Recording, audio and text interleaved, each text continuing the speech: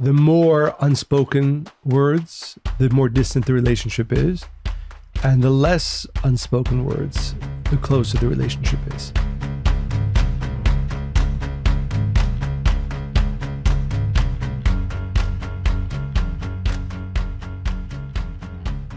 Hello and welcome to Spiritually Hungry. Very excited for today's episode. I'm too. One of my favorite topics. Although people aren't going to recognize it as such at the beginning. Yeah, I think this is a topic that most people aren't very excited to experience most of the days, mostly because they don't have the tools, and these kinds of experiences usually are unpleasant unless you have the tools, and both people That's very have the interesting. same kind of awareness. As you're speaking, I think it's probably the one topic in the world where the disparity between the joy we expect it to give us and the lack of work that we either desire or put into it is so great, right? Because one would assume if something's really important to you, you want to invest in it. But it's kind of crazy to see something's probably because we don't know. Well, we don't know, but also our understanding of it is immature. Skewed from the beginning. Yeah. It's this romantic version. So now we're giving some clues, but specifically, so we are talking about relationships, but more than that, we're talking about having difficult conversations in relationships. And it's so important because it creates a space between connection and disconnection. It creates an energy in a relationship when there's unspoken words that are felt but not said or expressed.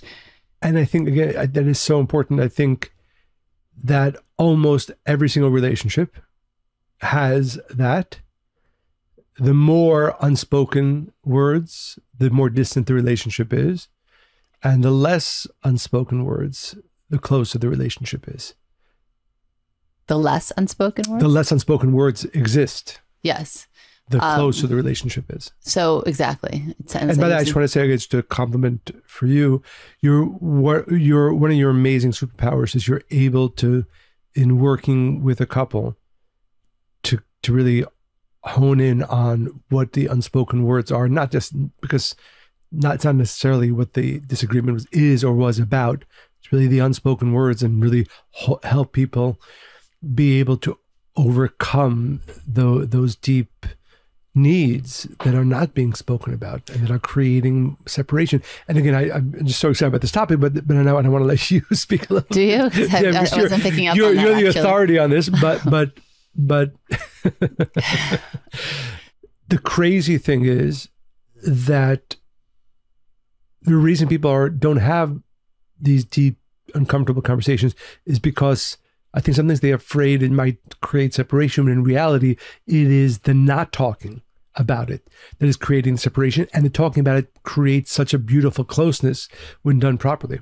Well, I do love working with couples because I often say, hear the want behind the words. Most people react to other people's hurts or their expectations, especially ones that are unspoken, or even some that are demanded because it's not really what they want, right? And I also like working with just individuals because it's also the relationship you have with yourself. So many things are unspoken to self, which is a big part of the problem.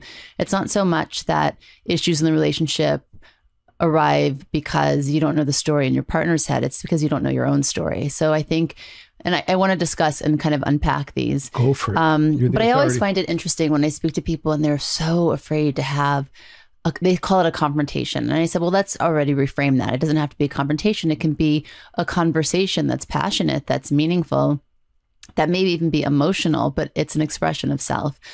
But so many people have like dread about it, and they get their stomachs in knots, and their palms are sweaty, and their hearts are palpitating. And I'm like, this is so fun. What an opportunity. And the truth is, I think for our listeners, when you start to embrace this and you learn these tools, then you're liberated because there's nothing you're afraid to uncover or hear. You can discern what sounds true to you or not, but you have to have that knowing of yourself as well. And then you look forward to it. So like this happens all the time now. And I always look at it as such a great opportunity. I might hear something that somebody said, or there's rumors, or it might be something that doesn't sound great. And I always go, okay, benefit of the doubt. Does it sound like this person? Not really. Perhaps, maybe there's something I don't know. I pick up the phone, I call the person and I say, hey, I heard this thing. And I'm not saying you said it or you didn't, but I really want to know what you're feeling. Is there any truth here? Maybe it was misunderstood or maybe it was exaggerated. But even if there is any truth, I really want to hear what you have to say because I'm not afraid to hear it. But that again takes practice. And I think that part of this episode is to hopefully get our listeners to that place where they really are comfortable with any kind of conversation. If I could just add, just really restating what you said, we're talking about reframing, right? Hopefully we inspire our listeners to understand that the uncomfortable conversations that we're avoiding are actually the way to an amazing relationship. They're not something you might have to get through or something you might have to do or maybe even want to do. No, it's the road towards an amazing relationship. So you actually want to be excited and inspired to have these conversations. Exactly. I think that, and we've learned this through the years, we feel the closest after we've had an argument or a disagreement. And we don't have that many, but sometimes we have ones where we really just can't see the other's point of view. And what happens is we want to share even more our point of view, not to convince the other person, but really to be heard and understood. And I remember one of our bigger ones, which we've kind of talked about, I think, on the podcast, but it took 3 different conversations over a span of a week and a half until you finally heard me. But we felt closer sometimes. We felt closer than we had in a long time from that conversation. And then you keep building upon that. And that's the foundation of the strongest relationships. So you want to actually, in essence, be able to feel safe enough and vulnerable enough where you can say, hey, I really want to hear what you have to say. I'm really curious to see your point of view. Is that how you view me? And it's not a coincidence. One of the first stories we read about in the Bible is Adam and Eve. And it says, let me create a helpmate for Adam. I think that most people, when they look at relationships, they think, again, it's that romantic version of it, that it should be without opposition. Well, what is an opposition? Again, it's a word that is necessary to reframe because opposition doesn't mean the person is against you. They're opposing you, which means they're shining a mirror up to you and saying, hey, this thing that you're reflecting at me, you might want to look at that, right? That might not be something that you're intending to do or how you're meant to express yourself. And you are a mirror for one another. I mean, it's kind of crazy to me that people live together. They share a bed. They share everything physically, right? They're together all the time. Why wouldn't you make that the best experience possible if, again, you're in a relationship with a partner who is also spiritually seeking? Because I think this is kind of difficult if one person is in it to change and to grow and transform, and the other person's like, no, my ego really is comfortable here. Right. And I would add to that we're right. I think we're focusing on the conversations that maybe aren't easy, but there's another part to it, which is very much related, is that, you often see couples, certainly those who are in a long-term relationship, that they're living parallel lives and they're not making themselves known to their partner. Maybe they're too tired. Maybe they're too busy. Maybe they think their partner's not interested. And just as it's important to have those uncomfortable conversations, it's also important to have the conversations, the deep conversations, to share the deep parts of you. And, you might say, well, I don't care if he or she knows this about me. No. It's not about whether it's important for them to know it. It's that these conversations, the deeper they are, the more you are revealing of yourself, the closer you become. So, I know very often, like we've spoken about this in the beginning of our relationship, conversation was not something I really enjoyed with anybody. Yeah. I enjoyed studying, I enjoyed reading, having conversations, not something that I really enjoyed. But I realized over time that it is in that sharing of conversation, and certainly the deeper, the better, that we actually get closer. And I want to be in an amazing relationship. So it's not even so much whether it's important for me to share with you, but it's important for me to share with you and hopefully for you with me, because we want a deeper relationship all the time and we want our relationship to be amazing. There's no way to that without the type of conversations, both the uncomfortable ones and the revealing ones that we're talking about. And that idea kind of gave the desire for us to talk about this today. I was meeting with a couple recently, and it happens to most couples, unless you really have a model to follow or you're seeking to understand and improve your relationship, which most people are not, right? They want their partner to be with them along the ride, and they want to get along they want to get on with the rest of their lives, building businesses, creating whatever's next on that list, right? Because finding a mate was the list. But I don't see anywhere on that list cultivating the most amazing, powerful relationship, right? It's find a mate, build my business, buy things, home, right? Car, have a family. And then we go on from there. But this couple... Sorry, before we went to this couple, which is really, I think, important, but I think it's important for our listeners to... Is it okay? It's your podcast, honey. It's our podcast. Right? Yeah. I'm just very excited about this topic. I hope I'm not interjecting too much, but might be slightly over-caffeinated, but as well. Green tea, though. That not that there's anything wrong with coffee. Yes. Okay, get your point out. I get to do a lot of officiating, both of us together at weddings, and I mentioned this previously on our podcast, but I think it's really important for all of us to remember this.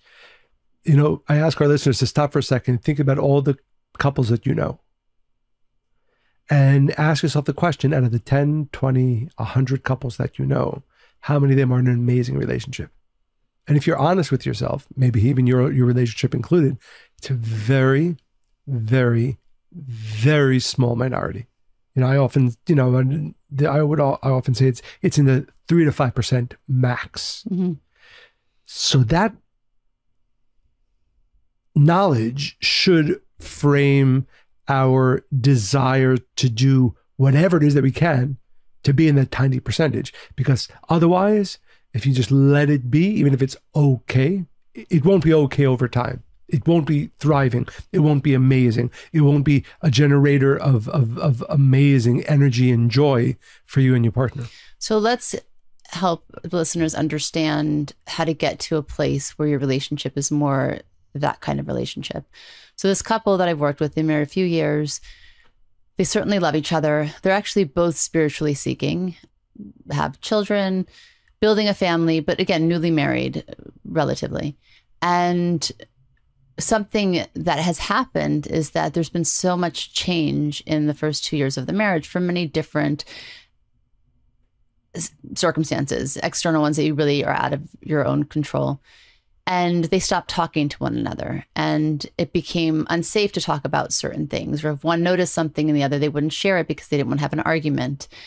And I think that happens a lot, right? Let's make the times we're together better. I don't want to rock the boat. I hear this a lot. One of my least favorite isms is happy wife, happy life. Like there's all these kinds of things. Exactly. So which basically means, let's get everybody to shut up. Exactly. Which is a dead end to the relationship. I sometimes I hear even like spiritual people say that, or it's yeah. Yeah, it does not make sense. So give her what she wants, give him what he wants. So an opportunity came up for them to move because of his work.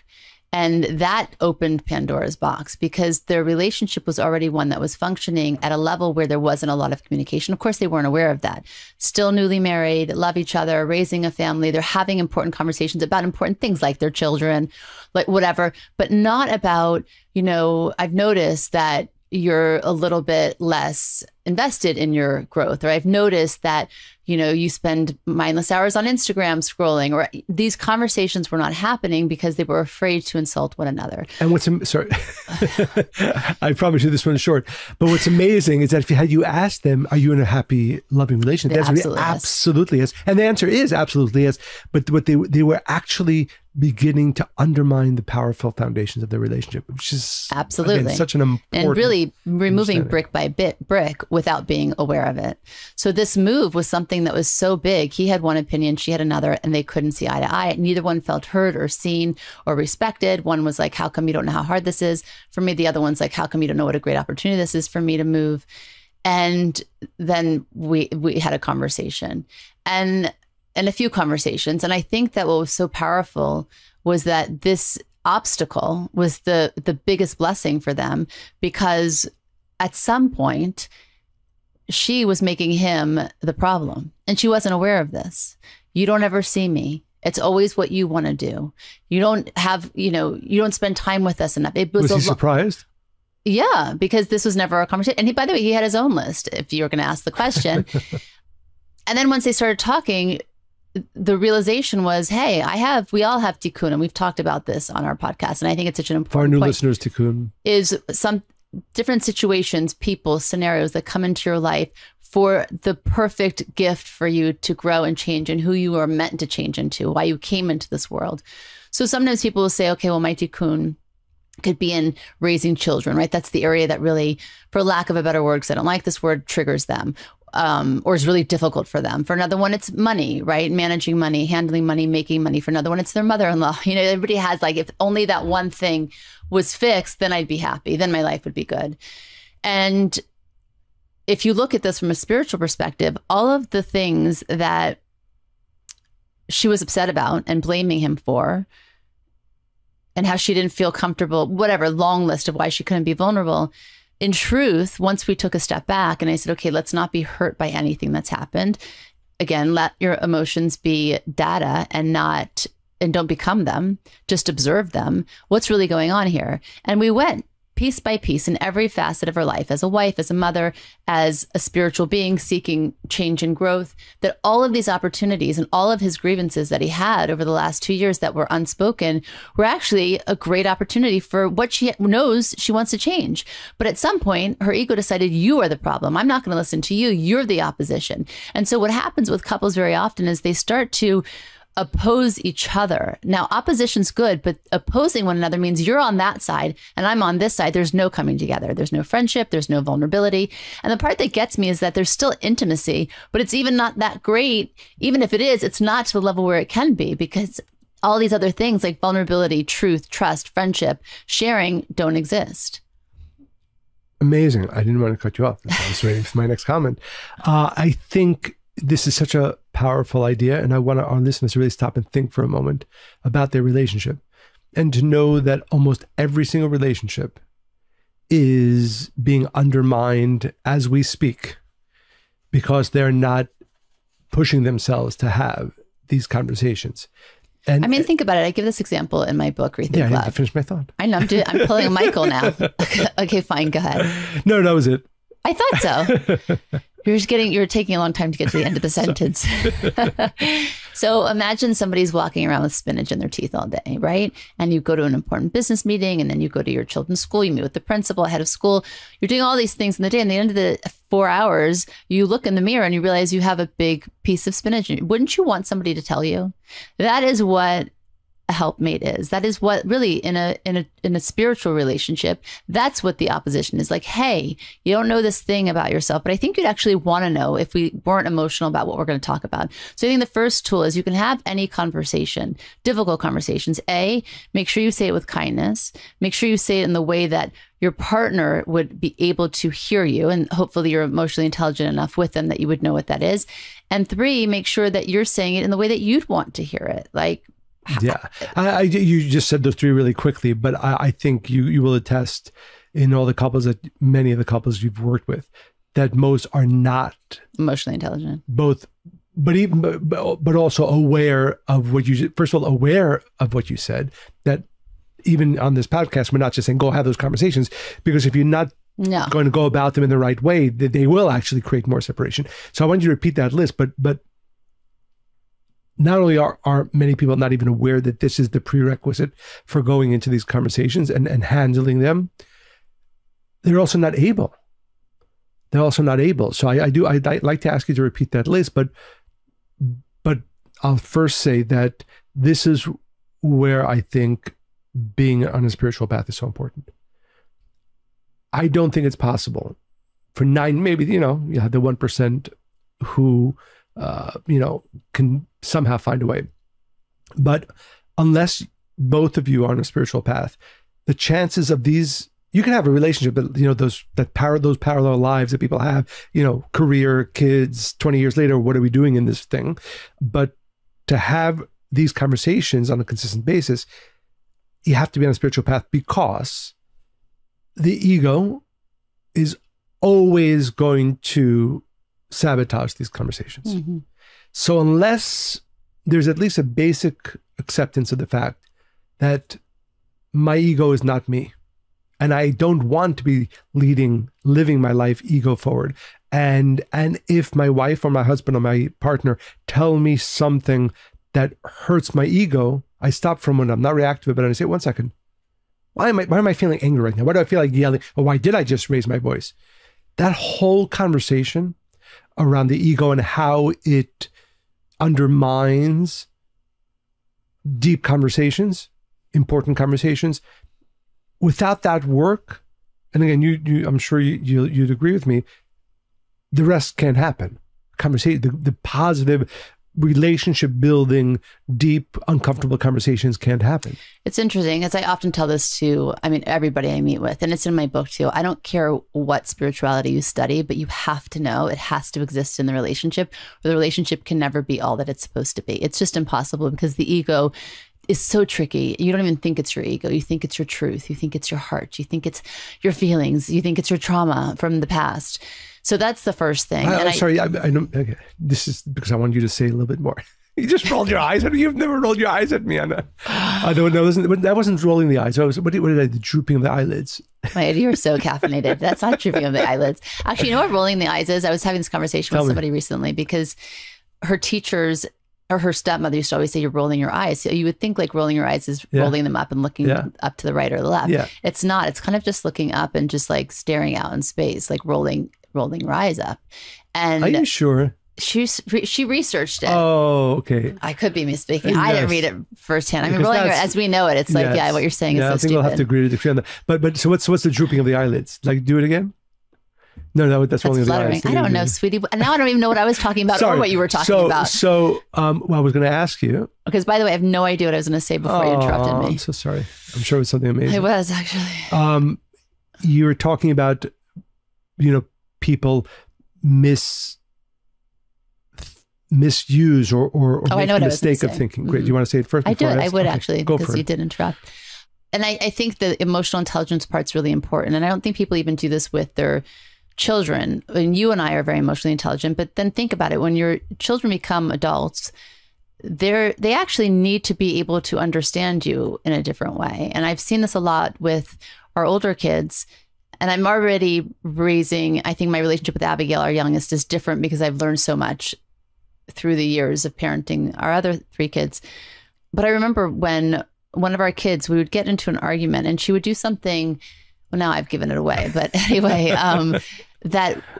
that really would upset me. And my reaction, I knew, was disproportionate to what was happening. But I'd get so infuriated. I'd get so upset and I couldn't, and it would take me like a while. So I understood 2 things. One, it bothered me so much because it's my daughter doing it. My reaction was an overreaction because it reminisced a lot of things I experienced in my childhood in terms of not hearing when I say no or respecting boundaries, because I didn't have any in the house I grew up in. So by most of the family members. But when I shared that with her, and then finally I was able to have the words like, this is not about our relationship. This is not even about you, but this kind of behavior, this specific scenario, it's trauma for me, right? So when we talk about tikkun, it's exactly that. Yeah. Do I need to get over that? Absolutely.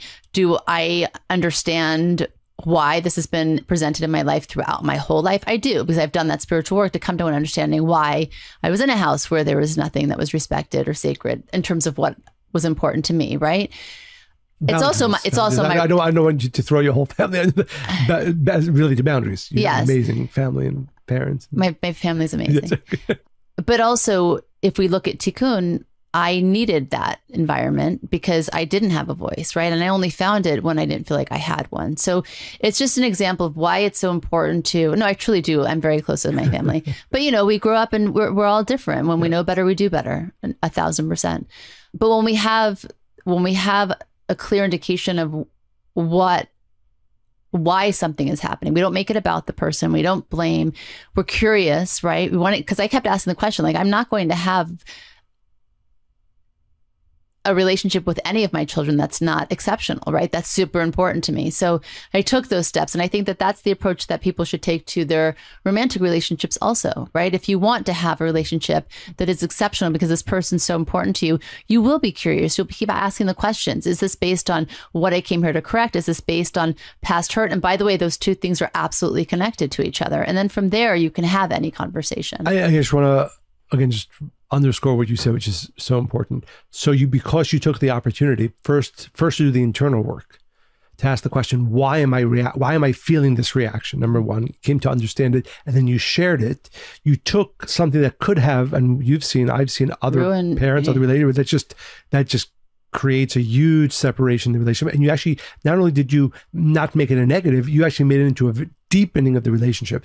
And by the way, she was so appreciative. And now, thank God, we don't have those kinds of arguments, because this relationship is so important to her, right? And I think that often we just get so stuck in the hurt and mired in like, oh my God, how could you do this to me? Which is ego, by the way, instead of curiosity, like this person is so important to me. And even though I can't access my love for them right now because I'm angry, it's still worth investing in it. Now, if it's not worth investing in, that's obviously a different conversation, but there's so much to do in every relationship. You reminded me of, and I won't go into the details of it, one of my favorite sections in the Zohar, the ancient foundational text of Kabbalah, that there's a section that's called, the title of the section is called Walls, Keyholes, and Doorways, or Openings. Mm-hmm.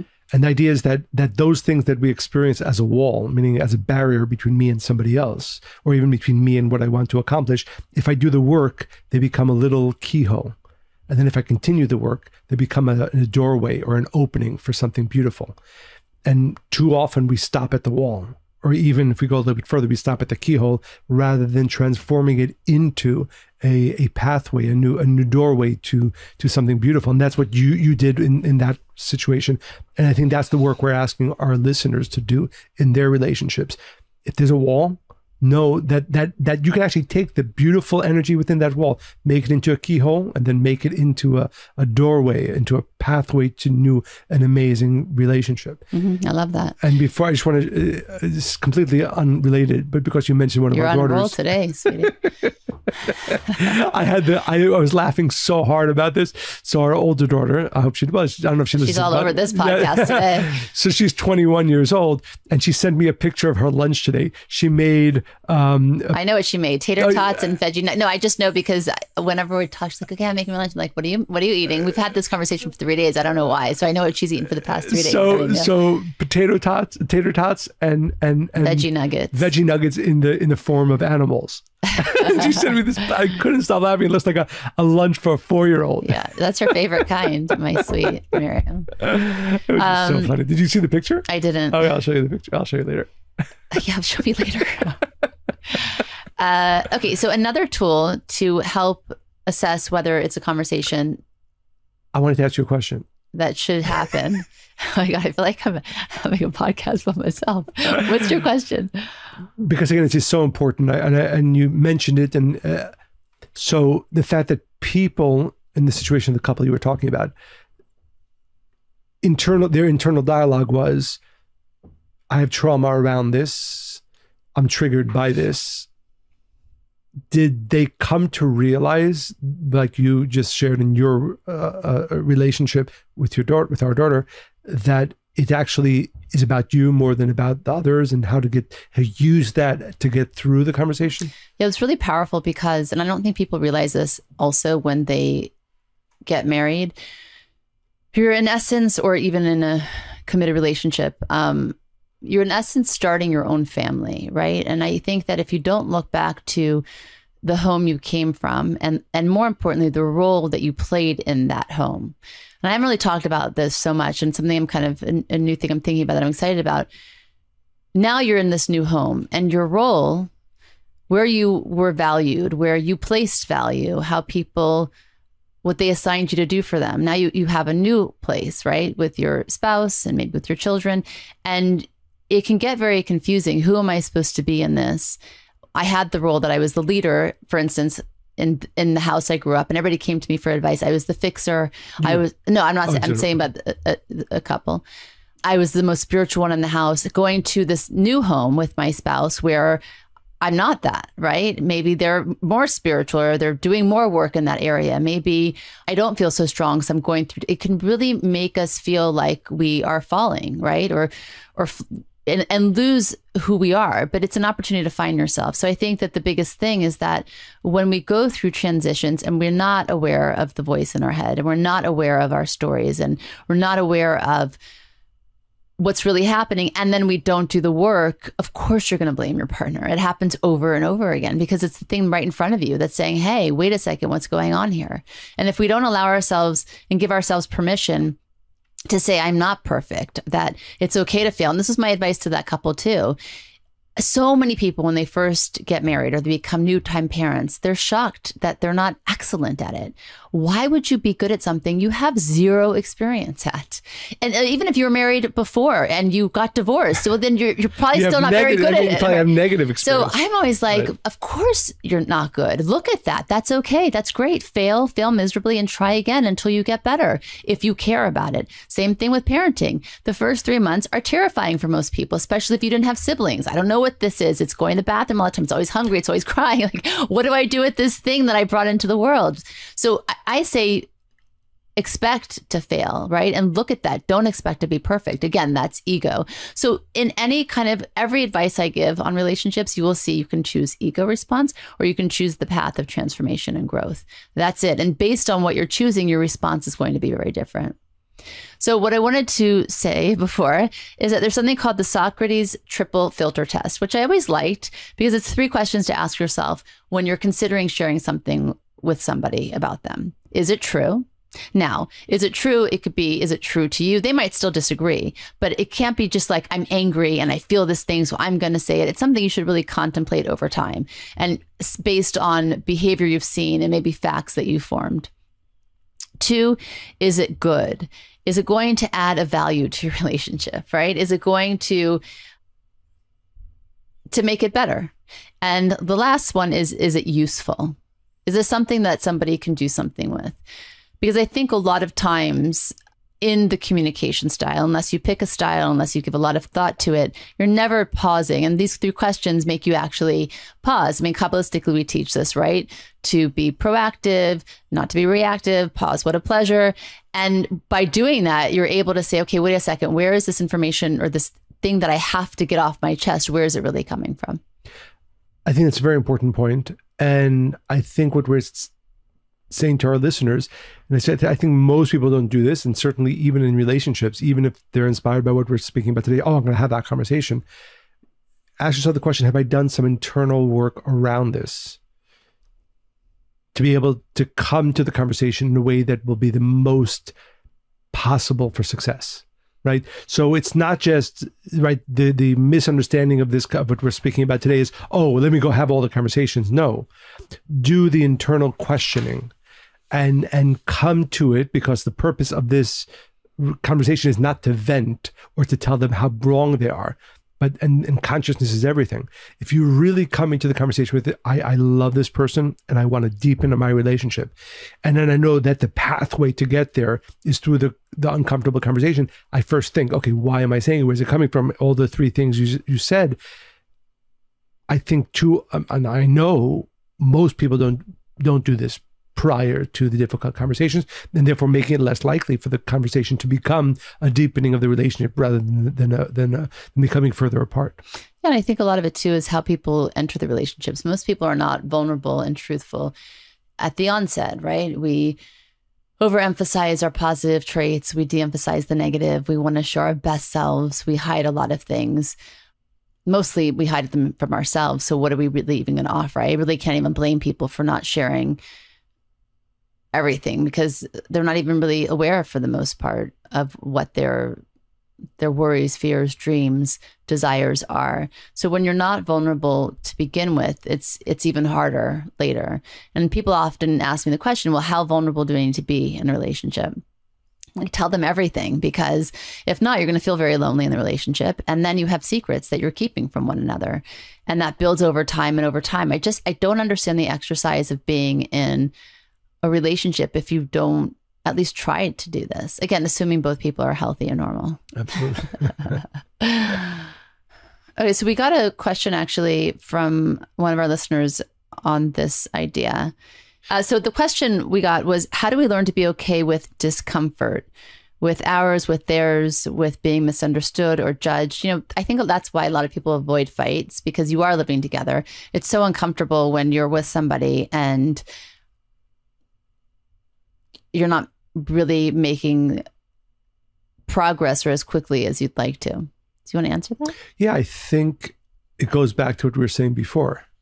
If you understand that the only way for this to be a thriving relationship, the only way for this to be a relationship where the love is growing and the intimacy is growing, is by grabbing in every opportunity to have, but like you said, like you gave before, you said in the right way, the uncomfortable conversations. So hopefully, and again, this is not going to be natural, because most of us, when we think about confrontation or uncomfortable situations, we take a step back. But actually, when you reframe this as these are the opportunities for deepening my relationship. Do I want to have a better relationship? Do I want to have a relationship that gives me more love? Of course, every person will say yes. Well, then one of the only ways is by grabbing those opportunities, those walls that will become keyholes, that will become new doorways and pathways. So I think it's about reframing. And again, I think there's a lot of internal work that every one of us has to do. But just, again, remind yourself, this is not an argument that I'm about to have. This isn't a confrontation I'm about to have. This is a deepening of our love that must traverse this, relatively uncomfortable conversation that we're going to have. And then you start grabbing more and more of those opportunities. Yeah, I think it's temporary discomfort versus small amounts of never really feeling like you belong throughout a lifetime. Right? Absolutely. Absolutely. Beautiful. I hope we've inspired it, because the reason I was so excited, as many of you might know, not just because of the matcha tea that I've had, is because, spiritually we know the more love that exists in the world, the better the world is, that love actually permeates the rest of the world. And unfortunately, the place that is supposed to be the source of so much goodness and love for most people is either neutral or negative. And it is our hope that today's podcast gives some tools and understandings to our listeners to generate more closeness and love in their relationship, and that also permeates the entire world as well. So I'm very excited and hope. And I want to thank Monica for mostly sharing her wisdom today. But I hope that we've inspired our listeners to really take real steps to deepen your relationship and have those conversations, sometimes uncomfortable, sometimes deep, because that's the only way to new pathways of love. So we want to remind our listeners, send your questions, comments, stories, topic ideas to Monica and Michael at spirituallyhungry.life. Monica and Michael at spirituallyhungry.life. Also share this podcast with everybody you know. Go to Apple Podcasts, write 5-star reviews. And as always, and I really enjoyed today's recording, I hope you enjoyed recording. I hope you enjoyed listening to this podcast as much as we enjoyed. You enjoyed it as well, right? I did. Yeah, as much as we enjoyed recording it. Stay spiritually hungry.